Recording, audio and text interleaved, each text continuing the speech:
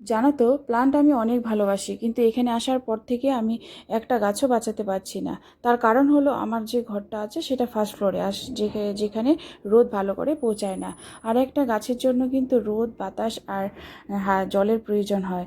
তো রোদ না পেলে গাছগুলো কিন্তু নষ্ট হতে থাকে, ফাঙ্গাস পড়ে যায়। তার জন্য আমি একটা গাছও ভালো করে বাঁচাতে পারি না।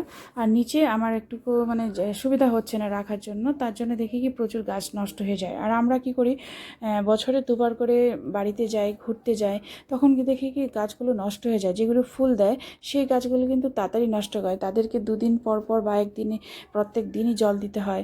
সেই গাছগুলো আমার প্রচুর ছিল, সেগুলোর প্রত্যেকটাই নষ্ট হয়ে গেছে। এইভাবে না মনটা খুব কষ্ট হয় গাছগুলো নষ্ট হয়ে যাওয়াতে। তারপরে দেখলাম মানি প্লান্টটা কিন্তু বেশ অনেক দিন থাকে, সপ্তাহ 10 দিন জল দিলে না দিলেও ওরা ভালোই থাকে। তা ভাবছি, তখন থেকে ভাবছি যে আমি মানি প্লান্টই আমার ঘরে রাখবো।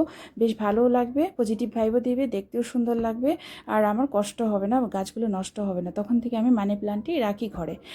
তো এই যে ধুনোটা দিয়েছি, এই ধুনোটাও কিন্তু আমার বেশ ভালো লাগে, গন্ধটা খুব ভালো লাগে, মনে হয় পুজো পুজো একটা ফিল আসে। তার জন্য আমি এই ধুনোটাই সবসময় ইউজ করি।